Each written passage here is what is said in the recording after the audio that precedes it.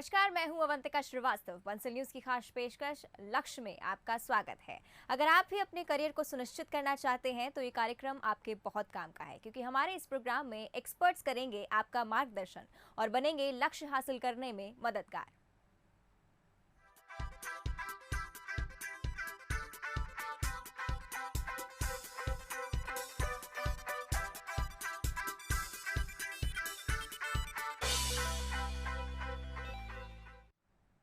हमारे खास कार्यक्रम लक्ष्य में हम उन लोगों से आपको रूबरू कराते हैं जो शिक्षा के लिए बेहतर काम कर रहे हैं, छात्रों के मन में करियर को लेकर उठने वाले सवालों का जवाब देते हैं और कैसे शिक्षा का स्तर बढ़े इसके लिए कोशिश कर रहे हैं। लक्ष्य की इस खास पेशकश में हमारे साथ इंदौर से जुड़ चुके हैं विजय पारीक, जो दिल्ली पब्लिक इंटरनेशनल स्कूल धामनौर जिला धार के डायरेक्टर हैं। साथ में मौजूद हैं शौर्य पाटीदार, जो दिल्ली पब्लिक इंटरनेशनल स्कूल के स्टूडेंट है। लक्ष्य में आप दोनों का स्वागत है।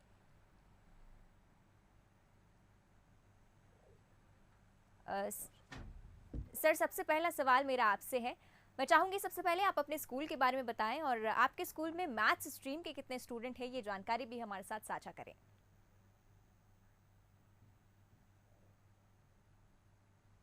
देखिए, धामनौद इंदौर से लगभग 80 किलोमीटर दूर एक छोटी जगह है और आज के 4 साल पहले हम लोगों ने स्कूल शुरू करने का जब सोचा था तो हमने एक सर्वे किया था जिसमें हमने ये देखा था कि यहाँ पर पहले से स्कूल्स हैं तो एक स्कूल क्यों शुरू किया जाए।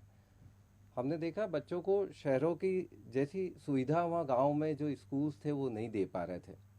तो हमने जब स्कूल शुरू किया तो हमने ये ठाना कि हम बच्चों को जो यहाँ कमियां हैं स्कूल्स में या शहरों में जो उन्हें सुविधाएं मिलती हैं वह सुविधा हम लोग यहाँ पर धामनौद में उन्हें देंगे। और इसी उद्देश्य के साथ में हम दोस्तों ने मिलकर के और दिल्ली पब्लिक इंटरनेशनल स्कूल की शुरुआत की थी वहाँ पर, और हम पूरी आधुनिक शिक्षा वहाँ पर उनको दे रहे हैं। हमारे पास लगभग 30 बच्चे हैं अभी मैथमेटिक्स स्ट्रीम के।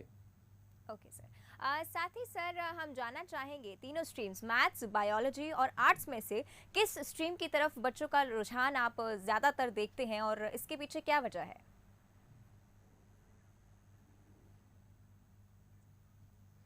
देखिए, अभी मुझे लगता है कि बच्चों का मैथमेटिक्स और बायोलॉजी मतलब साइंस स्ट्रीम की तरफ झुकाव ज़्यादा है। अच्छा। अभी भी वहाँ पर कॉमर्स और आर्ट्स को लेकर के उतना रुझान नहीं है। और इसका सबसे ज़्यादा मुझे लगता है कि आजकल जो उनके जो सीनियर्स हैं या उनके परिवार में जो बच्चे हैं जो सॉफ्टवेयर इंजीनियर्स बन रहे हैं या डॉक्टर्स बन रहे हैं, तो उनको देख करके उनकी लाइफ स्टाइल, उनके पैकेज और उनको जो मिलने वाली जॉब अपॉर्चुनिटीज़ हैं उसको देख करके बच्चों का मैथमेटिक्स की तरफ रुझान अभी काफ़ी बड़ा है। अच्छा, मैथ्स की तरफ यानी कि रुझान ज़्यादा है। चलिए बात कर लेते हैं शौर्य से भी। शौर्य, एग्ज़ाम आने वाले हैं, फरवरी का महीना ख़त्म हो गया है लगभग। हम आपसे जानना चाहेंगे कि आप अपने एग्ज़ाम की तैयारी किस तरह से करते हैं?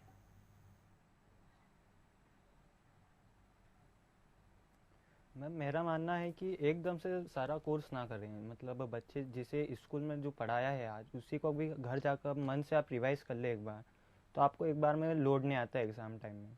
जी। तो आसानी से आप एग्ज़ाम टाइम में प्रिपेयर कर सकते हैं सर। ओके शौर्य, कई बार देखा जाता है कि बच्चों के शेड्यूल में एग्जाम टाइम के दौरान काफ़ी चेंजेस आते हैं, खेलना कम कर देते हैं, पढ़ाई की तरफ ज़्यादा ध्यान लगाने लगते हैं। आपसे जानना चाहेंगे कि आपका एग्जाम ड्यूरेशन के टाइम पर क्या शेड्यूल रहता है?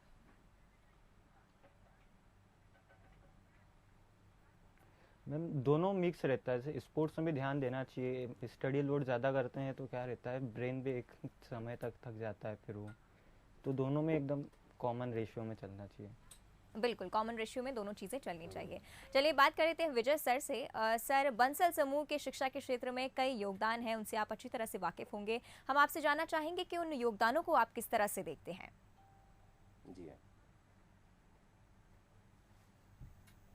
देखिए, बहुत बड़ी बात है कि मैं काफ़ी लंबे समय से बंसल समूह को जानता हूँ और जो सब पढ़े सब बड़े वाला जो कार्यक्रम है, मुझे लगता है कि उससे दूर दराज के शहर के साथ साथ में दूर दराज के क्षेत्र के जो बच्चे हैं उनको भी काफ़ी सहायता मिल रही है। और अभी जो बच्चों को जो नोट्स दिए जा रहे हैं, अभी कोरोना के समय पर स्कूल्स नहीं लग पाए, कहीं बच्चों को सुविधाएं नहीं मिल पाई ऑनलाइन टीचिंग की भी और न कोचिंग क्लासेस की, तो जो नोट्स उन्हें भेजे जा रहे हैं बच्चों को 12th के, स्पेशली फिजिक्स, केमिस्ट्री, मैथमेटिक्स और हिंदी इंग्लिश के बच्चों को काफ़ी सहायता मिल रही है। और मुझे लगता है कि बच्चों को एक दिशा भी बंसल न्यूज़ के बंसल ग्रुप के द्वारा जो उनका मार्गदर्शन किया जाता है कई बार स्कूल्स में जा कर के, उससे बच्चों को एक दिशा भी मिल रही है और बच्चे काफ़ी अच्छा कर पा रहे हैं उनकी सहायता से। बिल्कुल सर।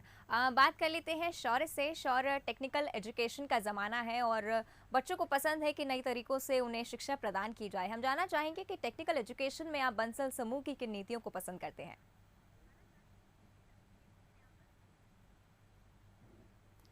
मैम ऑनलाइन क्लासेस में मतलब एनिमेशन से बच्चों को ज़्यादा अच्छे से समझ में आता है, देखा जाए तो ऑनलाइन में भी एनिमेशंस के थ्रू अच्छे से टॉपिक्स एक्सप्लेन किए जा सकते हैं। बंसल ग्रुप का ये काफ़ी अच्छा लगा मुझे। अच्छा, एनिमेशन की जो योजनाएं हैं उसको लेकर आप प्रसन्न हैं, ठीक है। साथ ही विजय सर, आपसे जानना चाहेंगे कि बंसल समूह के द्वारा टेक्निकल एजुकेशन को हर वर्ग के क्षेत्रों में उपलब्ध करा सके, इसके लिए क्या कदम उठाए जा सकते हैं?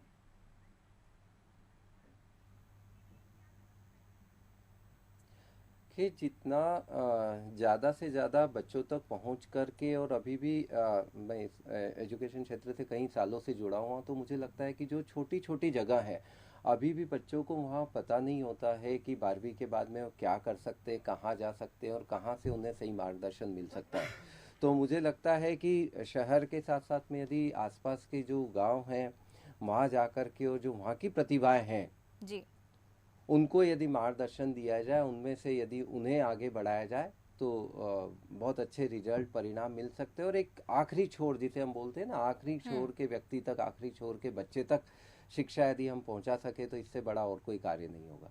बिल्कुल सर, आखिरी छोर तक शिक्षा पहुंचना बेहद ज़रूरी भी है। शौर्य, आपसे जानना चाहेंगे, सोशल मीडिया का ज़माना है और बच्चे काफ़ी एक्टिव रहते हैं आजकल सोशल मीडिया पर। आप क्या सोशल मीडिया पर हैं कि क्या आप व्हाट्सएप या फेसबुक यूज़ करते हैं?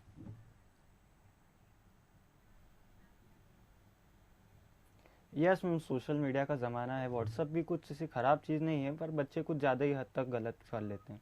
व्हाट्सअप पे आजकल मतलब नोट्स वगैरह भी आ रहे हैं स्कूल से, डिटेल्स मिल जाती है, मतलब टीचर से कांटेक्ट कर सकते हैं आप व्हाट्सएप के थ्रू। तो काफ़ी दोनों पहलू हैं व्हाट्सएप के, मतलब सोशल मीडिया के। बिल्कुल शौर्य, यानी कि आप मानते हैं कि अगर लिमिटेड तरीके से सोशल मीडिया को यूज़ किया जाए तो वो कहीं से गलत नहीं है। विजय सर, आपसे जानना चाहेंगे, कल ही सोशल मीडिया को लेकर कई गाइडलाइंस सरकार ने जारी की हैं और कई बार बच्चे होते हैं जो वो सोशल मीडिया के इस्तेमाल से कहीं ना कहीं थोड़ा सा बिगड़ जाते हैं। देखा जाता है कि कई सारे फेक प्रोपेगेंडाज, फेक न्यूज़ के जाल में वो लोग फंस जाते हैं। इसके लिए क्या कर सकते हैं?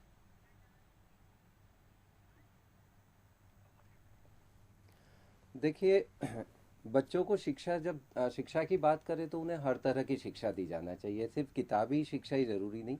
तो वैसे ही सोशल मीडिया और इंटरनेट का जो ज़माना है, तो माता पिता और स्कूल दोनों की जिम्मेदारी है कि उसके अच्छे उपयोग और बुरे उपयोग, उसके अच्छे और बुरे दोनों के बारे में उन्हें बताया जाए और ये समझाया जाए कि हर किसी चीज़ के ऊपर एकदम से विश्वास करना, प्रोपोगंडा हो चाहे कुछ भी हो, उसके ऊपर एकदम से विश्वास करना अच्छी बात नहीं है। और उसके अच्छे पहलू को, आज हमारी उम्र है, बच्चों की जो उम्र है स्टूडेंट्स की, वो पढ़ने की और नई चीज़ें सीखने की है। तो इंटरनेट और सोशल मीडिया का उपयोग अच्छी चीज़ों के लिए और अच्छी बातें सीखने के लिए करें, न कि उस पर हर तरह के कंटेंट अवेलेबल है तो उन उन चीज़ों को अवॉइड करें। और पेरेंट्स को भी समझाना चाहिए और नज़र भी रखना ही चाहिए साथ में। सर, इसके साथ आपसे जानना चाहेंगे, क्या सोशल मीडिया को लेकर भी स्कूल्स में स्पेशली कोई क्लासेस चलानी चाहिए जिन पर वो सोशल मीडिया की गाइडलाइंस पर बच्चों को समझा सकें?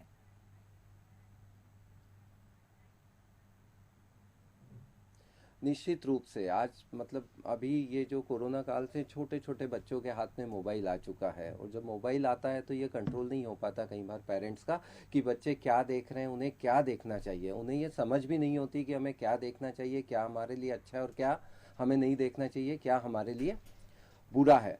तो मुझे लगता है कि छोटी उम्र से ही, जिस भी उम्र से, यदि हम सोचें कि 5वीं 6ठी क्लास से ही बच्चों को इसके बारे में अवेयरनेस के लिए क्लासेस लगाना चाहिए, उन्हें समझाया जाना चाहिए।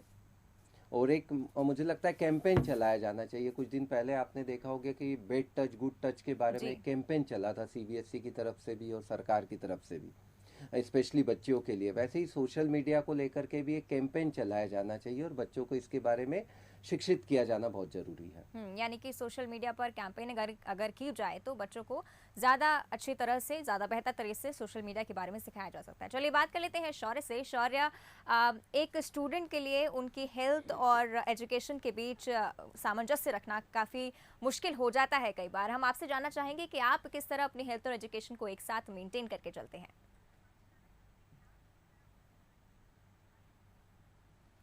मैम, रेगुलर योगा और मेडिटेशन से आप इसे हेल्थ का कर सकते हैं। हमारे स्कूल में भी मतलब हर पीरियड के पहले में 2 मिनट का मेडिटेशन रहता है, तो उसमें बच्चे का फोकस बढ़ता है, फोकस रहता है बच्चे स्टडी के तरफ। बिल्कुल शौर्य, मेडिटेशन से बिल्कुल अच्छी तरह से बच्चे काफ़ी मोटिवेटेड रहते हैं और फोकस भी कर पाते हैं कई बार। सर, विजय सर, देखा जाता है कई बार कि बच्चे स्कूल एजुकेशन के साथ साथ प्राइवेट ट्यूशन्स का भी रुख कर लेते हैं। ये कितना सही है? क्योंकि कई बार देखा जाता है कि बच्चे ना तो फिर स्कूल के रह जाते हैं, ना वो प्राइवेट ट्यूशन्स पर फोकस कर पाते हैं। क्या सलाह बच्चों को देनी चाहिए ऐसे टाइम पर?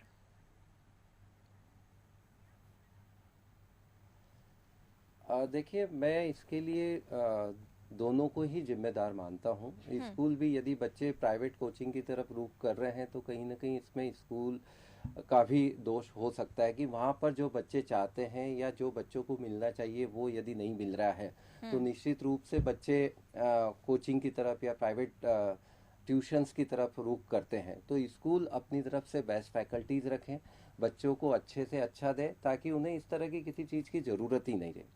दूसरा एक चीज़ और देखने में आती है कि एक फैशन सा बन गया है कि कोचिंग जाना, प्राइवेट ट्यूशन जाना, ये फैशन जैसा बन रहा है। तो पेरेंट्स को भी भेजने के पहले ये देखना चाहिए, साथ ही स्कूल से भी बात करना चाहिए, बच्चे से भी, क्या वास्तव में बच्चे को ट्यूशन की ज़रूरत है। यदि लगता है उन्हें कि ट्यूशन की ज़रूरत है, एक्स्ट्रा क्लासेस की ज़रूरत है, तो क्या उसकी सुविधा स्कूल में ही उपलब्ध है। यदि ये सब चीज़ें स्कूल में उपलब्ध है और उसे आवश्यकता नहीं है तो सिर्फ सभी दोस्त जा रहे हैं इस कारण से हमारे बच्चे को भी जाना चाहिए, या सब दोस्त जा रहे हैं तो मुझे भी जाना चाहिए, ये धारणा कहीं ना कहीं हमें बदलनी पड़ेगी। आवश्यकता हो तो स्कूल से बात करें, स्कूल ही उन्हें सब सुविधा उपलब्ध करवाएं ताकि बच्चा एक टीचर से यदि पढ़ेगा तो उसके कंफ्यूज होने के जो चांस है वो कम रहेंगे। बिल्कुल सर, प्राइवेट ट्यूशन के साथ जब बात की जाती है तो कई बार देखा जाता है कि पेरेंट्स 6th या 5th स्टैंडर्ड से ही बच्चों को IITs, NITs और NET की प्रमोशन के लिए भेज देते हैं। ये करना कितना सही है?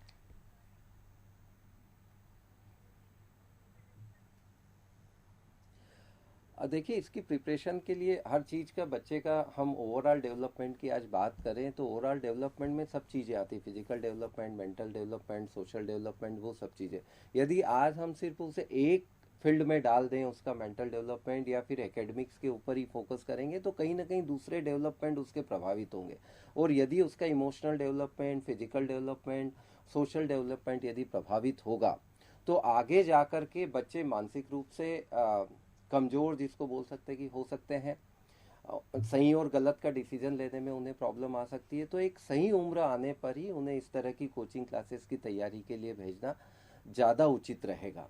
बिल्कुल सर, बहुत सही बात आपने कही। एक कम उम्र के बच्चे को इस तरह से कोचिंग में भेजना बिल्कुल भी सही नहीं है। बात कर लेते हैं शौर्य से भी। शौर्य, आम दिनों में देखा जाता है कि बच्चे काफ़ी एक्साइटेड रहते हैं अपने फ्यूचर के प्लान्स को लेकर। वो अपनी स्कूल लाइफ में ही डिसाइड कर लेते हैं कि आगे जाकर वो किस प्रोफेशन को चूज़ करने वाले हैं। आपसे जानना चाहेंगे कि आप आगे जाकर किस प्रोफेशन में अपने कदम रखना चाहेंगे?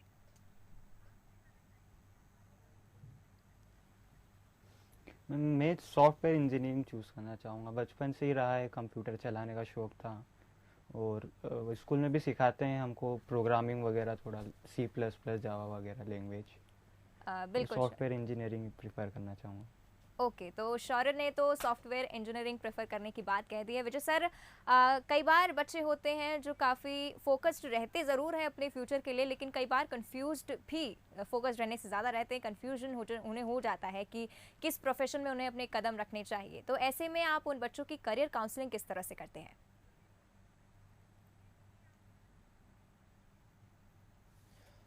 देखिए, हम लोग बाहर से एक्सपर्ट्स को बुलाते हैं। कई बार हमने बंसल ग्रुप के लोगों को भी बुलाया, पाटीदार जी और अन्य लोग हमारे यहाँ पर आते रहे हैं और बच्चों की कैरियर काउंसलिंग करते रहे हैं। उनकी योग्यता, उनके द्वारा लिया गया विषय और उनकी इच्छा, इन सब चीज़ों को मिला करके और फिर उन्हें बताते हैं कि भविष्य में कौन कौन सी फील्ड है और उनके लिए भविष्य में क्या अच्छा रहेगा। तो हम समय समय पर सोशल मीडिया के द्वारा भी एक्सपर्ट्स को बुला करके भी उनकी करियर काउंसलिंग्स हम लोग वहाँ पर कराते हैं, ताकि बच्चों का भविष्य उज्जवल हो सके। बिल्कुल सर, लेकिन देखिए कई बार देखा जाता है कि बच्चे कुछ और करना चाहते हैं, फैमिली सपोर्ट नहीं करती है, कई बार पीयर ग्रुप प्रेशर भी उनके उस डिसीजन को इन्फ्लुएंस करता है। ऐसे में बच्चे को किस तरह से अपने जो फ्यूचर प्लान्स हैं उसकी तरफ फोकस्ड रहना चाहिए?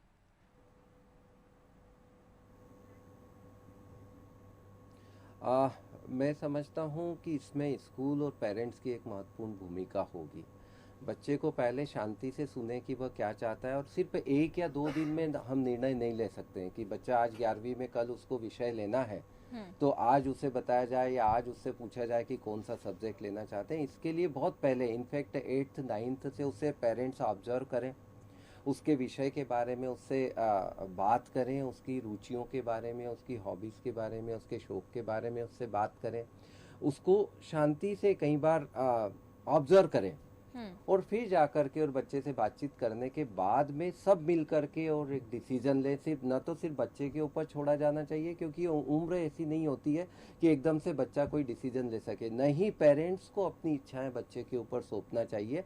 तो मुझे लगता है स्कूल, पालक और बच्चा तीनों मिल कर के बैठे, उनकी अपनी राय हो, और तीनों मिल कर के और कोई यदि डिसीजन लेंगे तो बच्चे के लिए बेहद उपयोगी होगा। बिल्कुल सर, बच्चे के लिए पेरेंट्स और टीचर्स दोनों का ही मार्गदर्शन ज़रूरी है।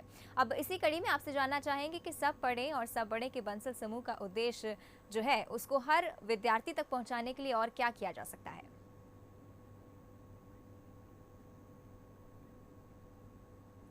देखिए, इसका जितना प्रचार प्रसार हो रहा है, इसके अलावा मुझे लगता है कि कई लोगों को जोड़ना चाहिए। जैसे एक चेन जैसी बनती है कि अभी आप कर रहे हैं, हम आपसे जुड़े, हम उसे आगे बढ़ाएं, हमारे द्वारा और कोई जुड़े और उससे आगे उसको बढ़ाएं।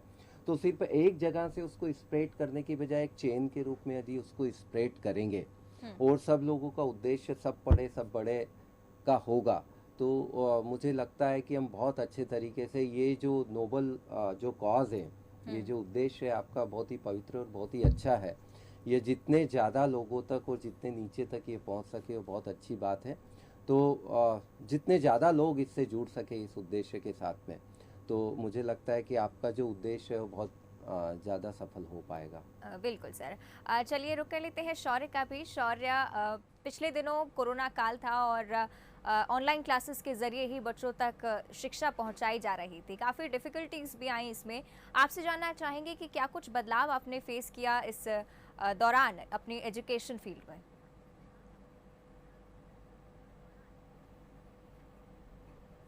मैम, ऑनलाइन उतना समझ में नहीं आता था जितना ऑफलाइन में आता है, लेकिन कुछ हद तक कुछ तो हो रहा था। कम से कम बच्चे जुड़े थे स्टडी से, मतलब अच्छा था, कुछ एक अच्छा एक्सपीरियंस रहा है मैम बच्चों के लिए। हाँ, एक्सपीरियंस थोड़ा सा डिफरेंट था। बिल्कुल शौर्य, जानना चाहेंगे सर, विजय जी आपसे जानना चाहेंगे कि ऑनलाइन क्लासेस जब लगाई गई थी तो बच्चों को काफ़ी अनकंफर्टेबल सा लग रहा था। अब बच्चों के जब एग्ज़ाम्स आने वाले हैं तो एक हेजिटेशन है बच्चों के मन में कि आखिर अब किस तरह से उन एग्ज़ाम्स को वो फेस करेंगे। उसके लिए हम जानना चाहेंगे आपसे कि क्या कुछ बच्चों को प्रिपरेशन मेथड्स अपनाने चाहिए और किस तरह से वो बदलाव ला सकते हैं अब?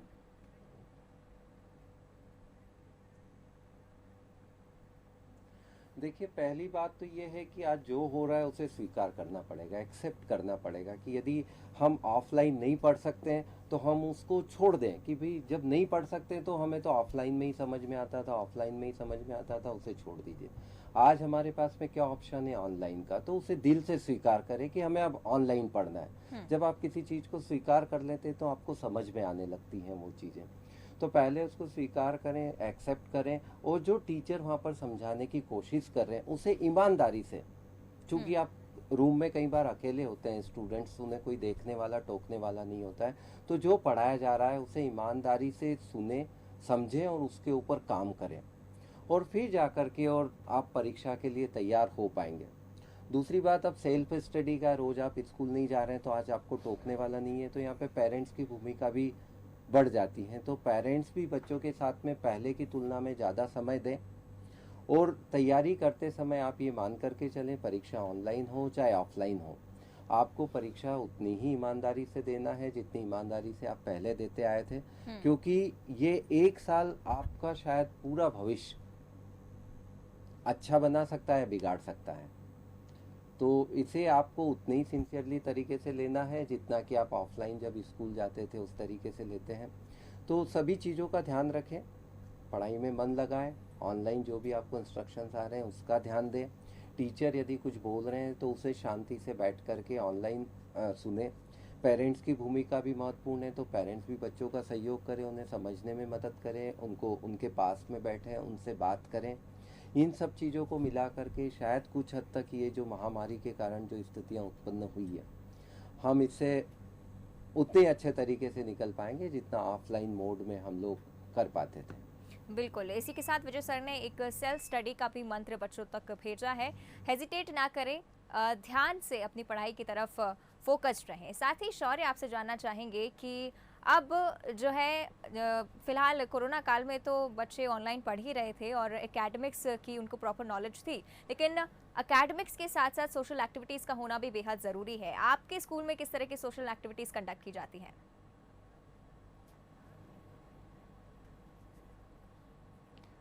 काफ़ी सोशल एक्टिविटीज़ हुई है, जैसे कि प्रोजेक्ट वर्क्स थे हमारे स्कूल में, प्रोजेक्ट दिए, सर्वेस करे, मतलब पीपीटीज तैयार हुई थी, एजुकेशनल पीपीटीज वगैरह। सर आपसे जानना चाहेंगे अब बंसल समूह के माध्यम से आप क्या संदेश देना चाहेंगे अब बच्चों को?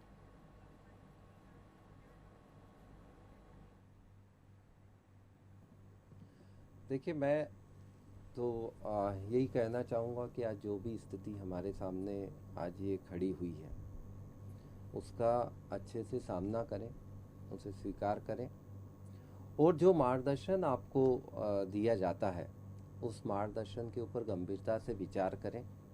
क्योंकि अब ये हाई टाइम चल रहा है, परीक्षाएं होने वाली हैं, बोर्ड की परीक्षाएं होंगी, 10वीं और 12वीं की परीक्षाएं होंगी, ऑफलाइन मोड में होंगी, उसे उतनी गंभीरता से लें।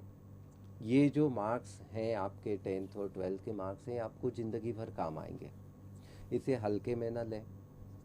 और जो भी आपने सोचा था, जो भी आपका सपना था, उससे ये कोरोना को किसी भी तरह से उस सपने के बीच में बाधा न बनने दें। अपनी पढ़ाई बगैर किसी उसके रुकावट के चलने दें। आप ये न सोचें कि यार स्कूल नहीं गए, या इस साल जो कोरोना था, आज के 5 साल या 7 साल बाद जब आप फील्ड में जाएंगे तब आप शायद नहीं बोल पाएंगे कि कोरोना के कारण मेरे नंबर कम आए थे या कोरोना के कारण मेरी परीक्षा अच्छी नहीं रही थी।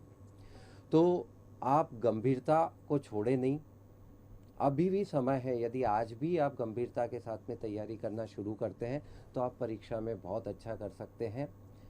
यदि आपको किसी तरह की कोई मदद की, नोट्स की, या किसी तरह के कोई गाइडेंस की ज़रूरत होती है, प्रैक्टिकल के संबंध में ज़रूरत होती है, तो ये बहुत अच्छी बात है कि बंसल समूह आपके साथ में खड़ा हुआ है। नोट्स आपको वहाँ से मिल सकते हैं, प्रैक्टिकल की सुविधाएं वहाँ पर मिल सकती है। और तो और यदि आपको पर्टिकुलर किसी टॉपिक में कोई प्रॉब्लम आ रही है तो आप उनकी जो फैकल्टीज़ हैं उनसे बात कर सकते हैं, उनसे सलाह ले सकते हैं, उनसे मार्गदर्शन ले सकते हैं। ठीक है सर, यानी कि आपने कहा कि कोरोना को बाधा ना बनने दें और अपने पढ़ाई को इसी तरह से फोकसली कंटिन्यू करते रहें। चलिए, इसी के साथ आपका बहुत बहुत धन्यवाद विजय जी, आप हमारे साथ इस बातचीत में जुड़े। साथ ही शौर्य, आपका भी बहुत बहुत धन्यवाद, लक्ष्य आप दोनों आए। इसी के साथ हमारी खास पेशकश में फिलहाल इतना ही। कल फिर हाजिर होंगे एक नए लक्ष्य के साथ। दीजिए इजाजत, नमस्कार।